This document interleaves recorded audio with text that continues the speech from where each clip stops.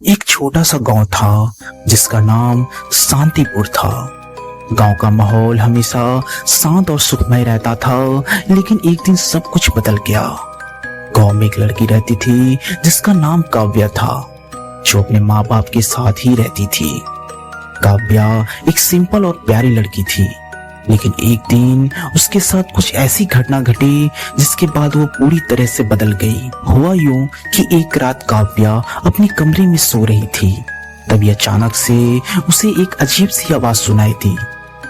ये सुनकर उसने अपनी आंखें खोली और देखा कि कमरे में एक काला साया नजर आ रहा है जो पूरी तरह से हिल रहा है। पहले तो उसने सोचा कि शायद ये उसके दिमाग का वहम है, लेकिन तभी उसने महसूस किया कि वो साया उसकी तरफ ही बढ़ा आ रहा है। ये देखकर काव्या जोर से चीखी, लेकिन उसकी जुबान से कोई भी चीख नहीं निकल पाई, क्योंकि इस वक्त उसकी जुबान बंद हो चुकी थी।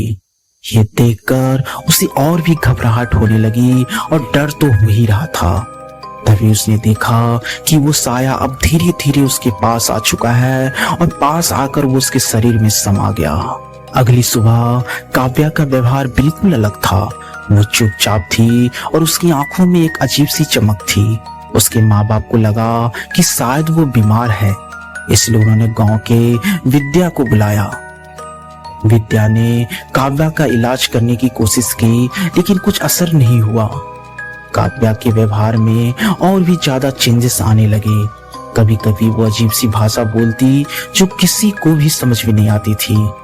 उसके शरीर में एक अजीब सी ताकत आ गई थी जो पहले कभी नहीं थी। काव्या के इस व्यवहार को देखकर उसके माँ बाप बहुत परेशान हो चुके थे, इसलिए उन्होंने गांव के एक बड़े पंडित को बुलाया जो तंत्र विद्या में काफी माहिर थे। पंडित जी ने काव्या को देखते ही समझ लिया कि उसके ऊपर किसी बुरी आत्मा का साया है, इसलिए उन्होंने कहा ये एक बुरी आत्मा का काम है जो काव्या को अपना शिकार बना चुकी है। हमें इसे तुरंत भगाना होगा, वरना ये काव्या की जान ले लेगी। यह कहकर पंडित जी ने एक विशेष पूजा की तैयारी शुरू कर दी। उन्होंने काव्या के कमरे को शुद्ध करने के लिए गंगाजल छिड़का और मंत्रों का उच्चारण शुरू कर दिया। काव्या के शरीर में एक अजीब सी तरफ होने लगी और वो चीखने चिल्लाने लगी। उसकी आंखों में इस वक्त मानो जैसे खून उतर चुका हो।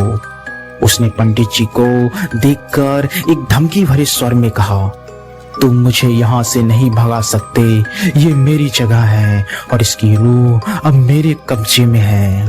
उस आत्मा की बात सुनकर पंडित जी ने अपने मंत्र के उच्चारण का प्रयोग करते हुए ही कहा, तुझे यहाँ से जाना होगा, ये लड़की हमारी है और तुझे इसे छोड़ना होगा।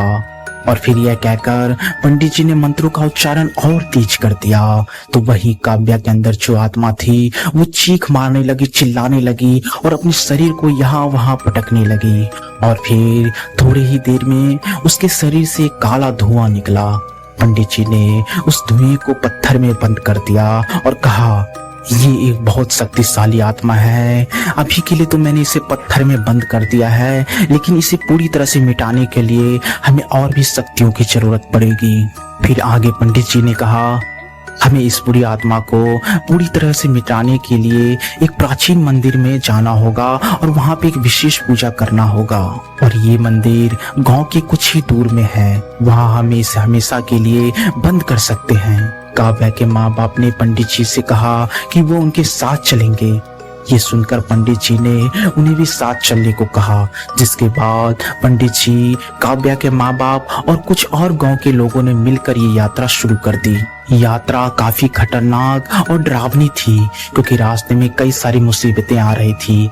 कभी किसी जंगली जानवर का हमला हो रहा था, तो कभी अचानक से मौसम बदल के काफी तूफान आ जाता था। लेकिन पंडित जी अपने मंत्रों के शक्तियों से उन सारी मुसीबतों का सामना करते हुए आगे बढ़ते जा रहे थे। तो वहीं काव्या के माता पिता ये प्रार्थना कर रहे थे कि उनकी बेटी जल्द से जल्द एक बुरी आत्मा से छुटकारा पा जाए। और फिर थोड़ी देर में सभी लोग उस प्राचीन मंदिर के पास पहुंच गए थे। मंदिर बहुत पुराना और वीरान लग रहा था, लेकिन वहां की शक्तियां अब भी काफी शक्तिशाली थी और जिंदा थी। पंडित जी ने कहा, यहाँ हम इस बुरी आत्मा को हमेशा के लिए मिटा देंगे। और ये कहकर उन्होंने अपनी पूजा की तैयारी शुरू कर दी। तो वहीं बाकी सारे लोग ने मिलकर मंदिर को साफ किया और वहां दीपक जला दिए। और फिर थोड़ी ही देर में पंडित जी ने अपनी पूजा शुरू कर दी।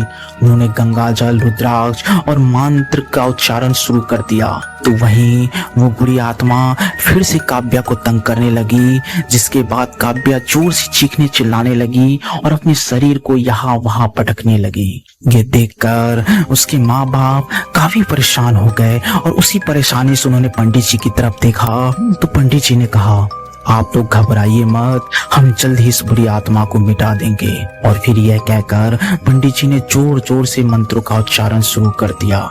और फिर कुछ देर ऐसा ही मंत्रों का उच्चारण करने के बाद पंडित जी ने उस हवन के आग में कुछ चीजें फूंक मार के डालने शुरू कर दी, जिसके बाद काव्या और भी जोर से चीखने चिल्लाने लगी।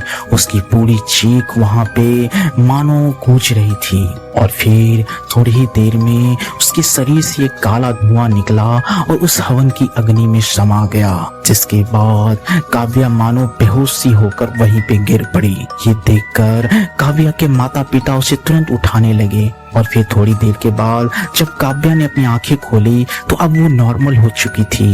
उसके सामने उसके माँ बाप थे, जो अपनी आंखों में आंसू लिए उसे ही देख रहे थे और मन से भगवान को धन्यवाद कर रहे थे और साथ ही उस पंडित जी को। तो दोस्तों, कैसी लगी आपको कहानी? अगर कहानी अच्छी लगी हो तो लाइक करें, शेयर करें और सब्सक्राइब करें हमारे चैनल को, ताकि आपको ऐसे ही कहानी मिलती रहे। तो मिलते हैं एक नई कहानी के साथ। तब तक के लिए नमस्कार।